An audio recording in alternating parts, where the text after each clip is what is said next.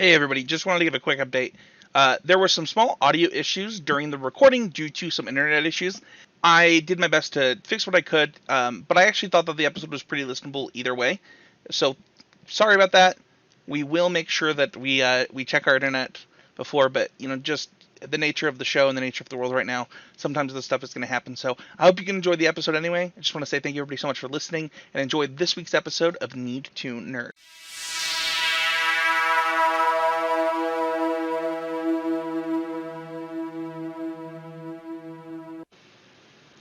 Hello, everybody, and welcome to a brand new episode of the Need to Nerd podcast.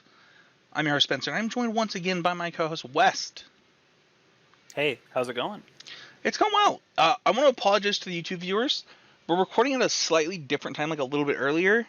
Way earlier than like our normal recording time, because I went to the zoo yesterday, and the light from this window is just washing my whole camera. So I apologize for that. I'll make sure that doesn't happen no matter what in the future. So just want to apologize there, and to the audio people, how y'all doing? That being said, West, I showed you that we have people from South Africa and from Ireland listening, so we should definitely say thank you and welcome to our international listeners. It means the world to us. Huge shout out. Absolutely. And if you want to be a part of the community, don't forget to head on over to our public Discord. The link is in the description. And we will actually, in the future, have questions that we either answer on a bonus podcast or something as we launch the Patreon or here on the show. And the Discord will be a good place to get that. That being said, it is time, West. It is time for the finale, part 3 of our series on Avatar the Last Airbender. I never thought the day would come. You thought we would do part 1, but not part 2 and 3? Hey, all I can say is we're doing better than Half-Life. So this podcast will follow the same formula as the others that we did in this series.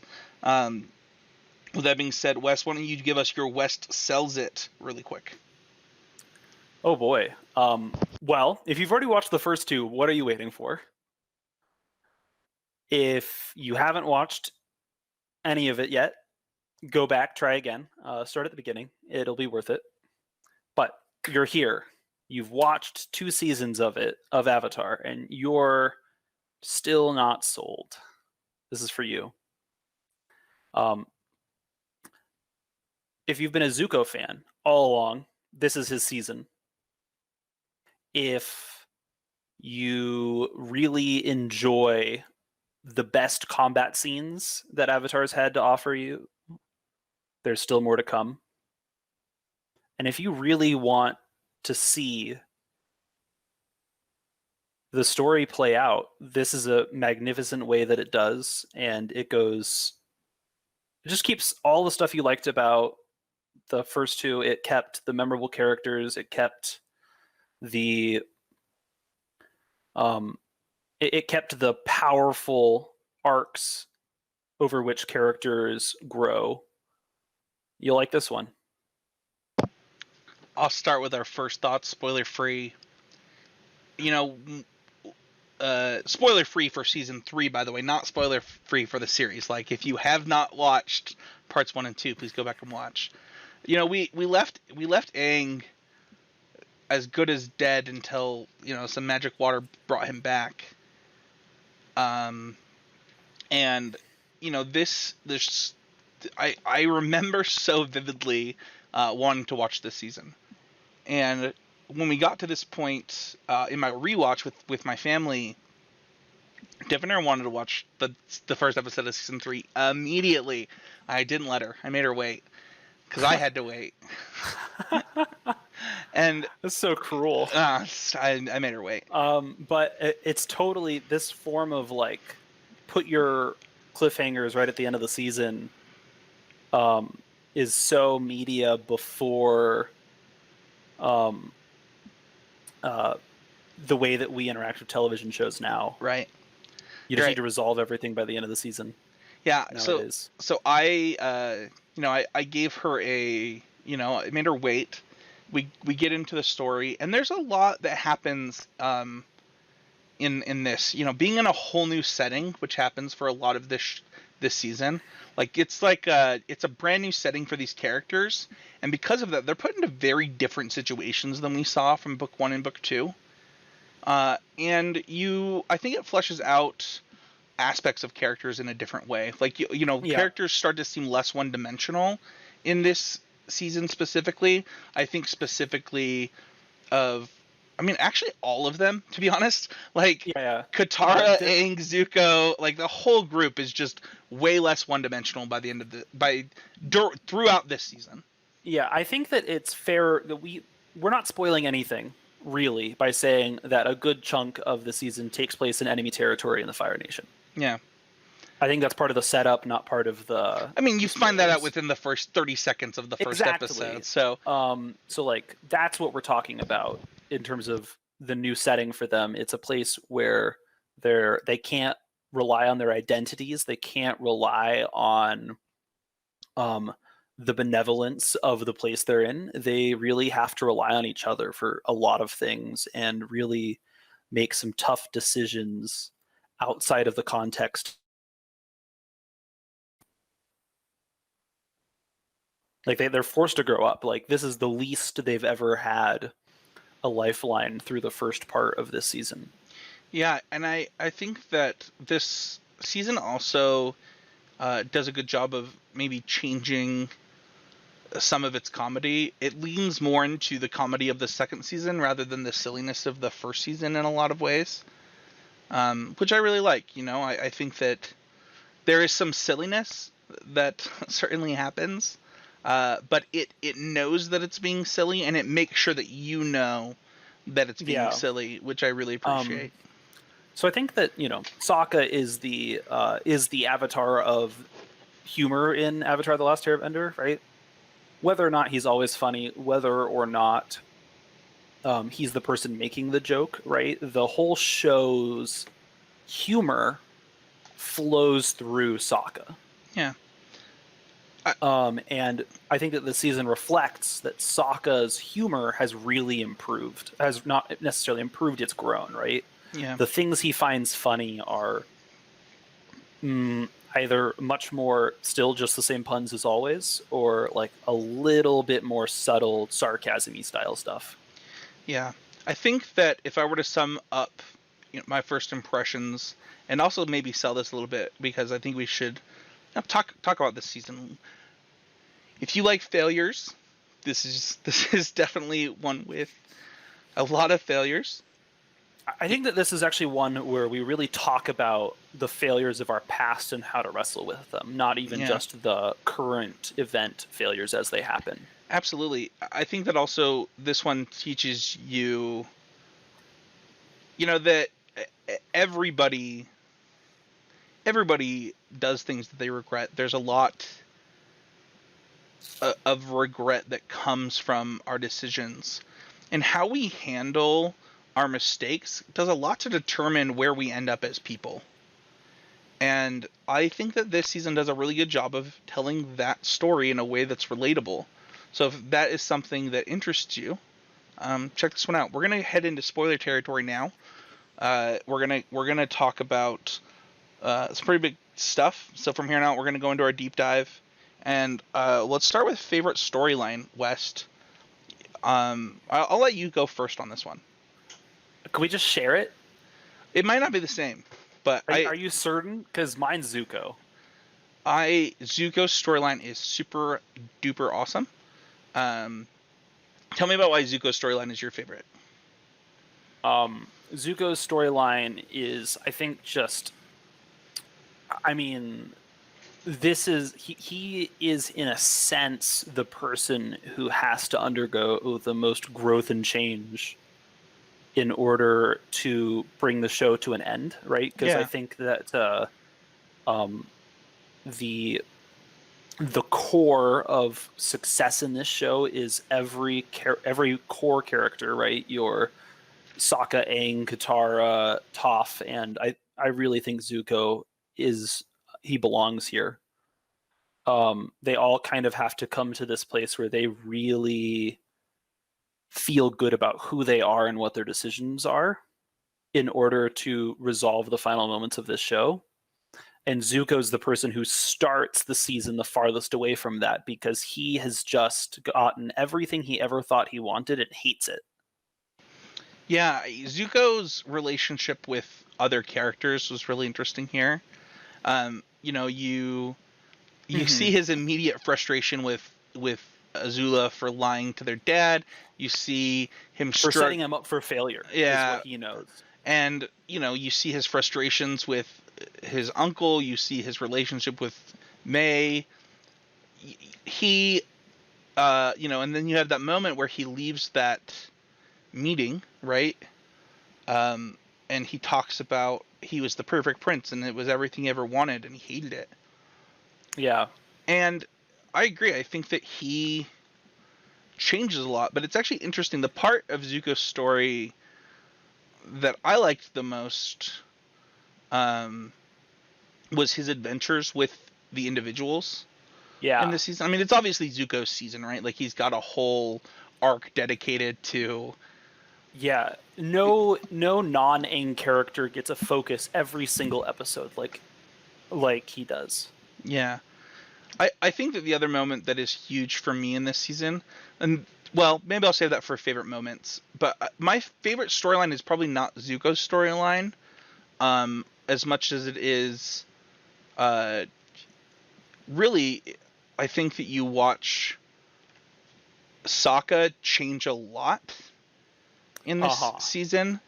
That was going to be my other pick, so that's a really good one. I think that Sokka does this interesting thing where he starts to realize that he can be silly, but he has to take responsibility. And then he also understands that he doesn't have to be the same as who he envisions he has to be throughout a few episodes. And it's really impactful, I think, for the characters as a whole. In the last season, we talked about, Sokka throwing his boomerang at Azula when they're all shooting their bending at him. And in this season, you really see that Sokka really hates the fact that he feels like less than the rest of the group. And, it really speaks to, by the end of it, though, like, Sokka's doing some stuff during that final battle, where he's jumping across ships and tearing them apart and, like, the Sokka is everything I aspire to be when playing Dungeons and Dragons, which is smarter than just my powers. Yeah. He grows a lot. You have that whole episode with the swordsman. That's really amazing. I really liked Sokka's character arc in this one. And the storyline of Sokka discovering who he needs to be for the group and for Aang to have success was a big one here. I have an honorable mention to Azula's storyline, though. That's stuff so fair. Got real fast. Like, when her mother is standing behind her and then she legit goes crazy, I'm like, girl, you need some help. Like... Yeah, no, Azula is frightening. Oh, yes. And the degree to which she is out of control by the end, to herself, to others, right? I think by the end of the season, Azula isn't making decisions that she's aware she's making. Like, she's just, which is such a foil to the perfect, put together, carefully crafted and planned Azula we start with, who has all of the answers and knows every move. And it's one that really just shows how permanently unstable the attempting to be the oppressor is, I think, is what she is supposed to display.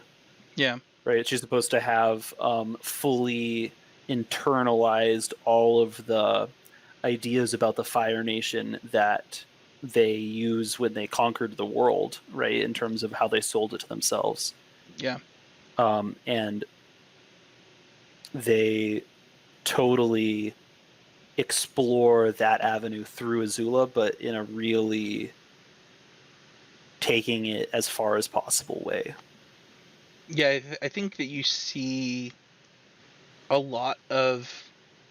It's funny because Azula is like just a terrible person, and yet you still feel bad for her by the end of this. Well, I think that the thing that she really drives into you, and I think that, like all of the four characters present in this episode, the beach where they're at Ember Island and they're just dealing with social situations instead of life or death for once. Which I think is actually another interesting thing about earlier parts of this season for the other part, for the good guys, is that they are also put into a lot of dance social party situations. I think is a good example of it. Yeah. Yeah, I was gonna. There's a lot of favorite moments for me in this one, and I want to save them because we do need to get into some things that we would change before getting into all the positive stuff. Because Sure. there's a lot I would change in this season, compared to some of the other seasons. Do you have anything that you want to share, or should I go first? No, please. Okay. My wife and I we skipped the Puppet Master episode. It's episode I think it's 48, episode chapter 8 of this book. I don't like this dark of stuff in this type of content. I think that this should have been like maybe a comic story that gets told outside of the cartoon, for the same reason that I didn't like a lot of the Jet storylines. They got too real. Well, it's not even just too real. It's like, I don't know. It just makes me uncomfortable in this setting to get this dark. And maybe it could have been handled differently where I didn't feel that way, but I certainly still feel that way today. Like, this episode, it's funny because like this is actually one of the episodes where like Maxwell can't watch this season. Yeah. And I think that It's a complicated episode. I will. The problem is that I don't feel bad for her during that episode, and I think that's why I would change it. I want her to be more empathetic. The woman. Yeah, I would. I Yeah. just don't feel bad for her. I think she's just a bad person. Yeah. And like, I don't find.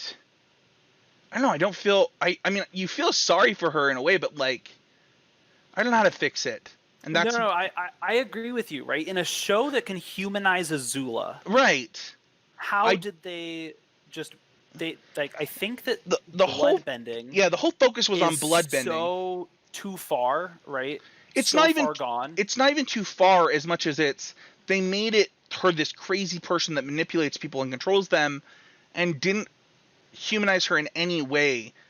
And Yeah, it was. I have massive trauma from horrible life, experiences, and I am weaponizing it against everyone. I agree that it's not a very nuanced exploration of the subject either.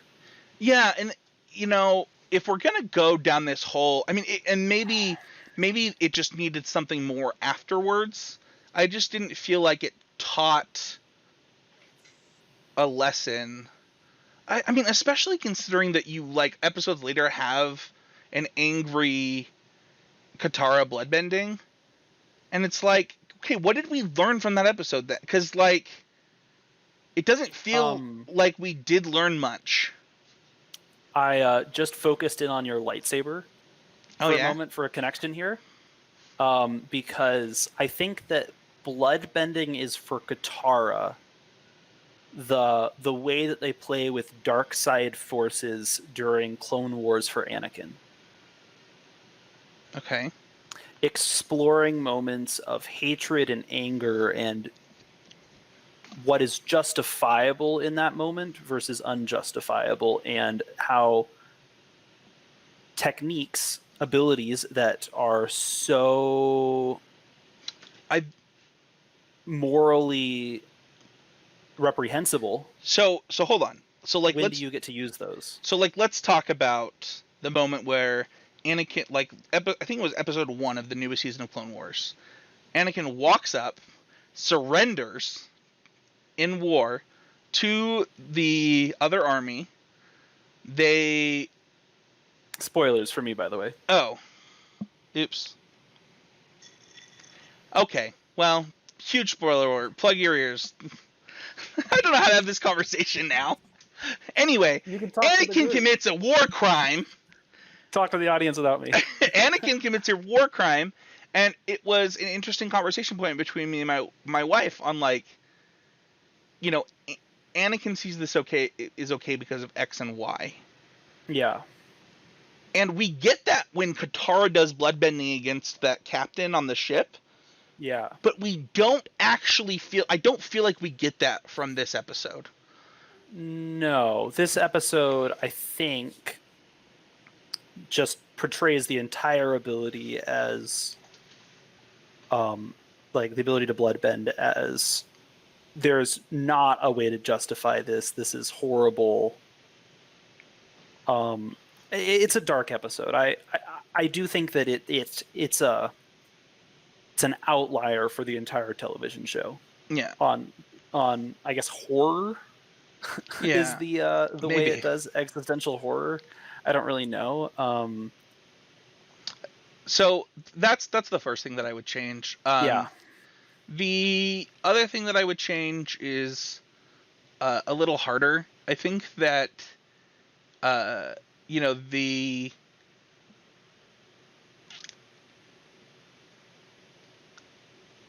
how do I say this?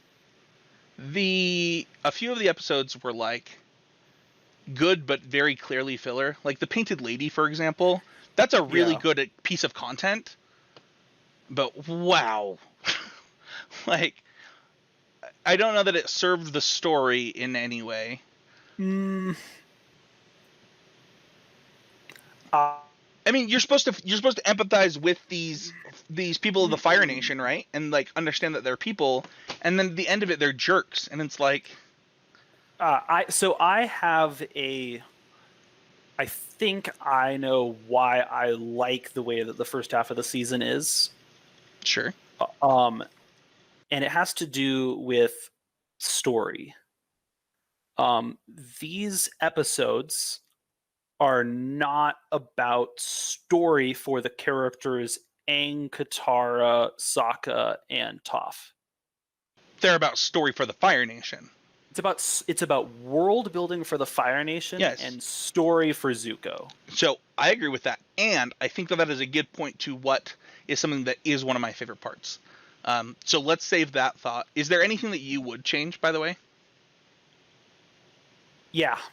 Tell me. I think that for a show that did such a thorough job of humanizing and stripping away layers from every antagonist it has, I think that it's really off still to me that Fire Lord Sozin,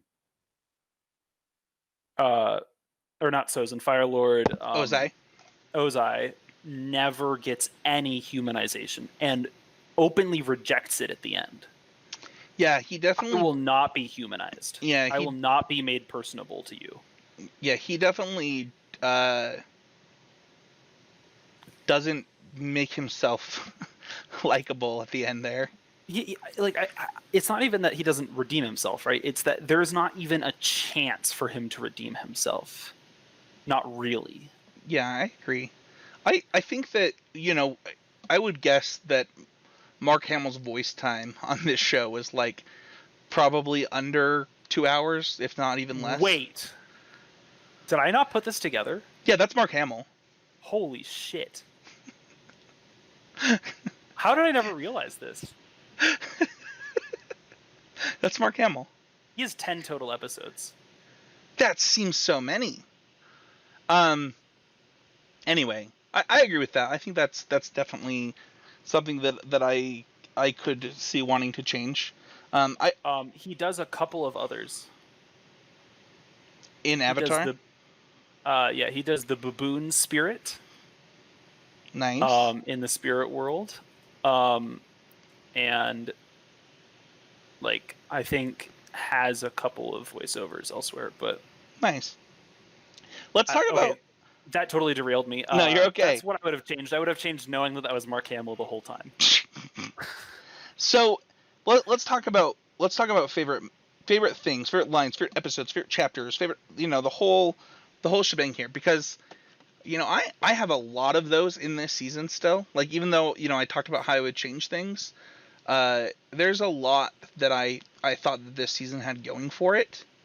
Yeah. Probably the Boiling Rock. Both of those episodes I thought were really, really good. Oh gosh, the Boiling Rock is really just. Yeah, I agree. Those are incredible episodes.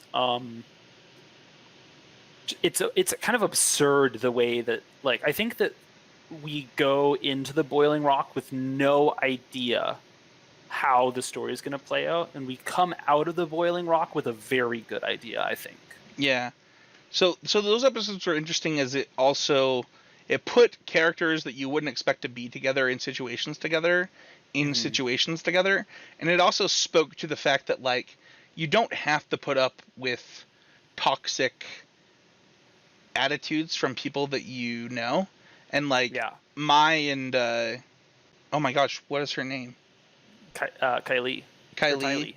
Tylee. Yeah, like the way that ends between those three is like, I thought it was just a great few moments there. Yeah. My other favorite moment is definitely when Zuko confronts Ozai and just is like, holy crap, I cannot believe I fell so hard for this BS propaganda. Like, I thought I was doing the world a service, and I'm not just not doing the world a service, I'm hurting the world. Are you talking about at the very end, or No, during the eclipse, when he walks into that right, room, yeah. Oh god, yes. and it's just like, That's pretty incredible, isn't it? it is easily the best delivered line of the entire the best monologue, the best line. Like, that is my favorite moment in the entire series. Yeah. And I think this season is almost watchable just for that moment. And in honor of that moment, and in, you know, its little sidekick, is the moment where Zuko finally sees Iroh again and gives him that hug. Holy crap! I cried. Debonair cried. Like, and I've seen it before. I knew it was going to happen, and Yeah. you know, he's just, you see this real love and care, and it is really conveyed through this medium in a way that is relatable, that is honest, that is true, and that speaks a lot to this art. Like, this was great art. This storyline with Zuko, you know, I talked about how, you know, the moments with Sokka and the Swordmaster were great for me. The moments with Sokka having to learn that he is important without bending powers. But like you said, this was Zuko's season, and that moment where he confronts his father, that moment where he hugs his uncle, and that moment where he saves Katara against Azula are all, They're connected. yeah, they just all come together in this, like, Zuko's decided the person that he wants to be. And it will throw him in stark contrast to every member of his family except for the one that was the best of them the whole time. Yeah. So I think that those are my favorite moments. And then I think we probably share the Ember Island players. Would you rather watch the Ember Islands players right now or the beach? Is the beach the one where Azula, The first Ember Island episode, where they're on the beach as the party and the. So hold on, wait. Is the beach the dance party with Azula fighting in the same episode as? Is that the same episode? Does Azula want that guy to be her boyfriend in the same episode as the dance party? Not the dance party. No, it's so there's the house party is one big part of it, right? With these like beach bros. Okay, that's what I thought. I thought episode 2 was the so. No. Yeah, sorry. I do keep mixing it up for you because party for you means one thing, and for me is talking. Yes. Event. Sorry, I was like, no, the party's in episode 2 where he's wearing the headband. No. Sure. But I you know, the beach episode was not one of my favorites, but I know people really like it. I think it's one that does try to humanize Azula a bit. I think it's the one that really gets to the core of who everyone in that group is. It certainly does for is it May or Mai? I don't remember. May. Yeah, May makes a lot of sense in that episode. Yeah. So, I think that Ty Lee probably gets the worst of that episode. but who doesn't love Ty Lee? No, I fucking love Ty Lee. Well, I'm also saying like you needed everything. You need to know everything you need to know about Ty Lee when she's like, "I'm really happy in the circus," and then her best friend burns down the circus. Yeah. She's like, "Okay." And then she's like, "Okay, I should go." Yeah. So like, no, it's true. I think that Ty Lee, however, has a lot, like, is the way she is because of how she responds to pressure in a positive way. Right? She basically dodges the pressure acrobatically and then smiles because it was a performance. And that's I think fair. that she has a lot of pain that she'll never show. And I wish that this episode did more to help her show that pain and process it than uses her as a sex object in foil to Azula multiple times. Sure. Can we talk about the Ember Island players? Yes. This does a really good job of. It's funny because it does so many things. It's funny because when people often get into arguments about whether or not Avatar is an anime, mm-hmm. and it's like it's certainly not your normal Saturday morning cartoon. So, go ahead. Do you want me to give why I think that conversation is valid? Yeah, go for it. Because I think that within all of American like cartoons that we watched as kids, between Cartoon Fox Kids and the WBC or whatever it is, sure. Warner Brothers. I think that all of it has many of the pieces of all of those shows, but the one it builds beyond that is like the characters' arcs really matter. They are improved from episode to episode, and they learned the lessons of past episodes. And they show that struggle in a big way. And anime is all about that passionate feeling. I mean, you just take Dexter's Laboratory versus Avatar the Last Airbender, and Dee Dee's going to get into Dexter's lab. Spoiler alert. Yeah. Every time. Yep. And Dexter doesn't learn anything on his next episode. It's just that's just how things work. And there's real change and real story here. That's a little bit... and I don't think that this is a universal trait of all absolutely American not. cartoons. Absolutely I just not. think that there's such a huge number of the ones that we all know are those are the Simpsons, right? Which is everything is reset at the beginning of a new episode. Yeah. One of the things that I really, really like about My Hero Academia is it knows its tropes. Yes. It makes fun of its own tropes. And it uses the fact that it does that to its advantage. And this episode does that 10 times fold. And it's funny because, I talked about how we skip some episodes. I'll often skip filler of Dragon Ball Z with my wife so that she doesn't have to watch the filler. And we did not skip this filler episode. I was just like, you know what? This is filler. It's really funny. It tells a good story. It gives you perspective into how the characters are feeling in this moment. And I think it's important. We should watch it. And we didn't regret it at all. It really gives you perspective. I think you said this before the podcast. You said that it's the last breath we get to take before the show goes into overdrive. The last, right? This is the fifth to last episode of the show. And the last 4 episodes are all Sozin's comment. Yeah, it's literally this is... it's actually a really valuable episode. In fact, I think that skipping it is such a mistake because it recontextualizes the entire narrative for you.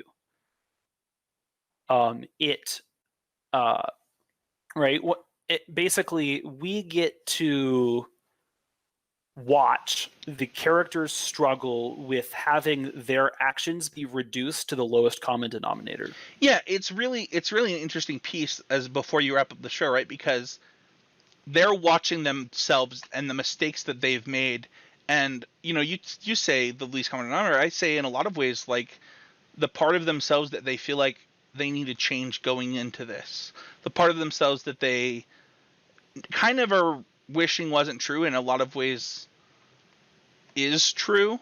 Sure, they're like worst characteristics as characters get put on a stage right before they need to set all of those flaws aside. Yeah, and it really, I don't know, I really liked this episode, Yes. and I would not think that of most filler episodes.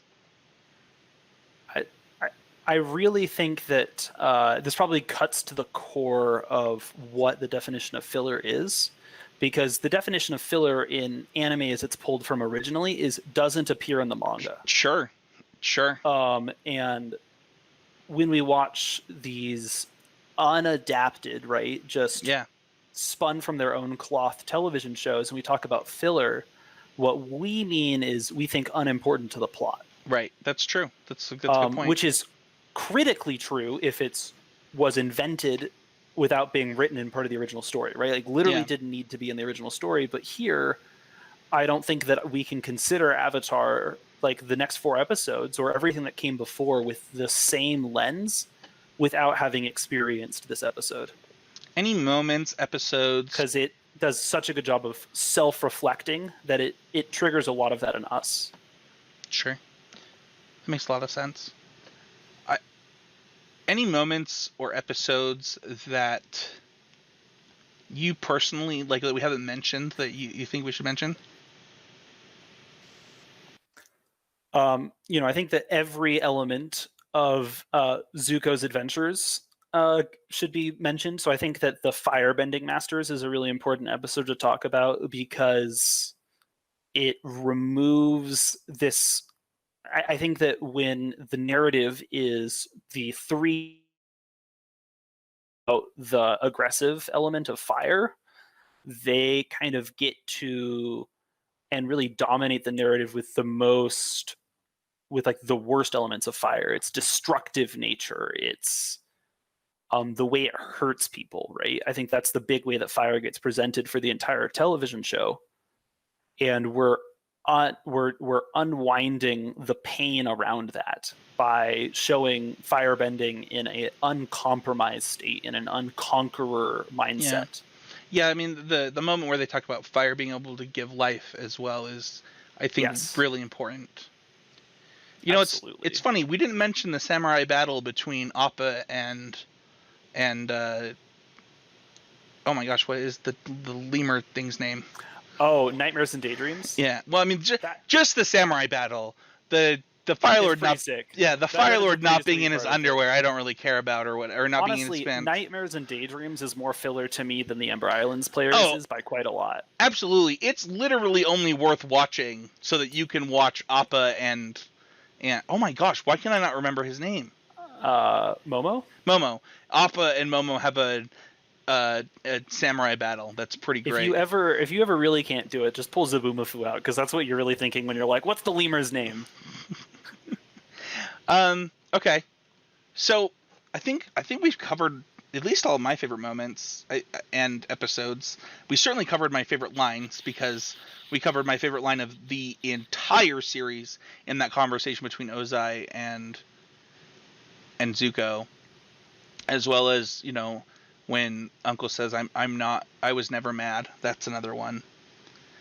One thing that we didn't mention that I thought was really cute was Uncle Iroh warning the girl that was bringing him food to leave for the day he was going to escape. Mm-hmm. That was pretty dope. So yeah, I appreciate that as well.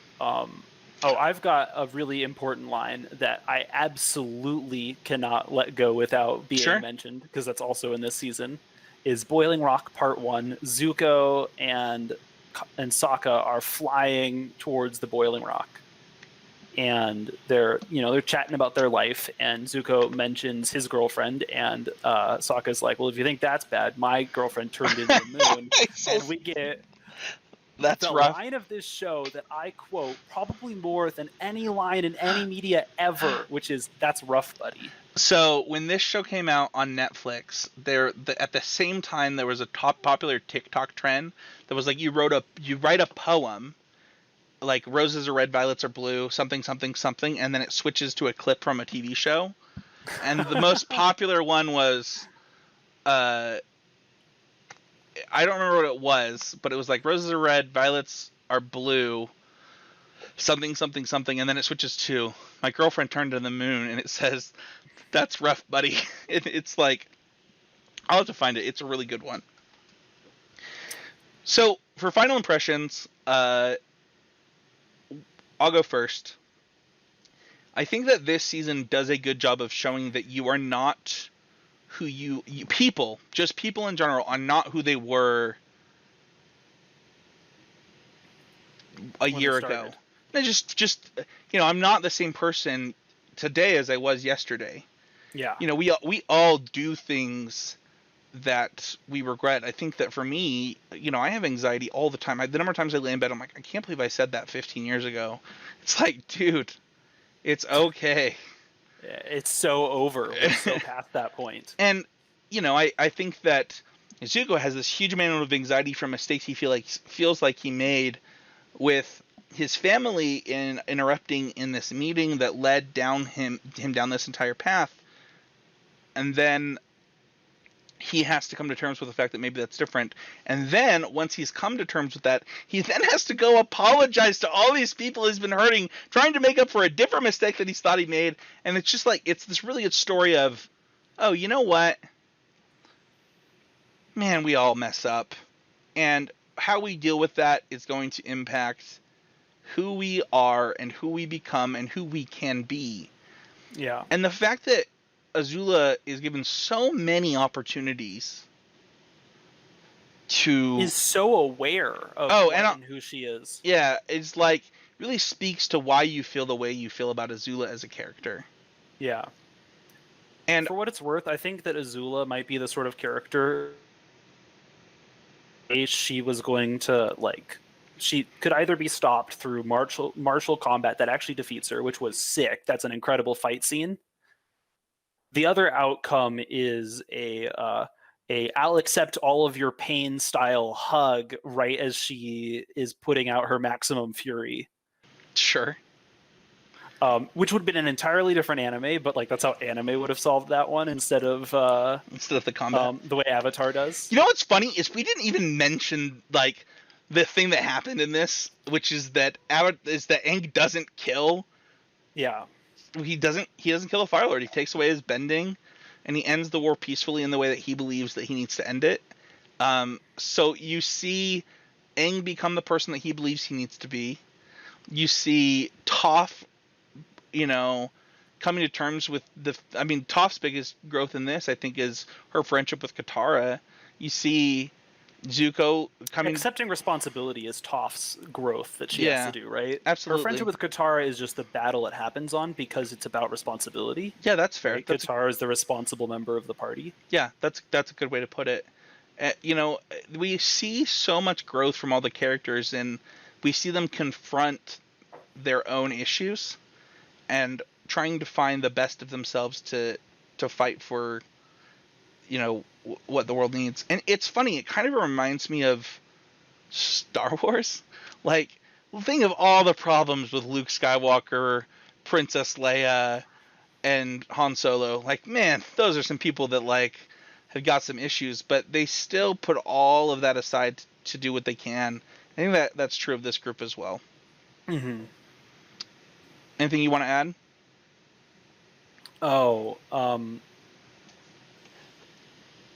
I think that one nice focus is the very end, Aang trying to figure out what he should do. Should he kill Ozai or not?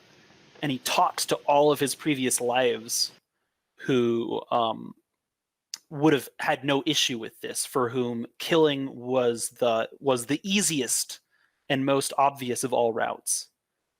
And he even talks to another airbender, someone who shares his non-lethal beliefs, and even that person says, you need to do this. And then, even though this is so antithetical to who Aang is, and he really believes that like he might actually have to make this change, he's allowed to instead someone say, no, you are who you are. You will figure out a way that isn't holding with that. Yeah. Coming to terms with your belief system and figuring out where you stand on things is certainly true across multiple characters in this season. Yeah. I mean, we see it with Katara, we see it with Zuko, we see it with Sokka, and we definitely see it with Aang. The questions are all a lot harder this season too. Yeah, they definitely are. With that being said, let's give this a rating, 0 to 5. West, where does this? We're bringing out the big old 5 cannon this week. A 5? This is your highest season. Okay. Perfect. You wouldn't change a thing. See, that's asking too much. Okay. But you still want to give it a 5, like an honorable 5. Yes. Okay. And somewhat of it is the nod to where we had to go to get here, right? Like, I don't think I can really give season 3 a 5 without including seasons 1 and 2 in part of that success. Return of the King got all of the awards for the Lord of the Rings trilogy. So, well, maybe I suffered the same cognitive biases as the Oscars. Or it's possible by the time the third one was out, they were finally willing to admit it was good art. Yeah. This is hard for me. I think that I would change the most about this season. I think 1 is a perfect story. It tells a perfect story for what it is. I think 2 does an amazing job at being a bridge. And it's funny. People are always like, sequels are the hardest. The bridge is always the hardest. I think that's not true. I think the bridges are like often the easiest. Think about what we know about bridges in real life, and it's that the stuff in the middle can be pretty tenuous as long as you got good anchors on either side. Yeah. And I think this does a good job of, there's only one storyline that's not wrapped up, and that's because they wanted to do a comic of it about Zuko's mom, and that's literally the only storyline that's not wrapped up. I would give this a 4.5 also. I was going to go to a 4, but as I'm thinking about it, I think that it's almost perfect. And the things that I would change are, I don't know what the person was thinking when they were writing that bloodbending episode.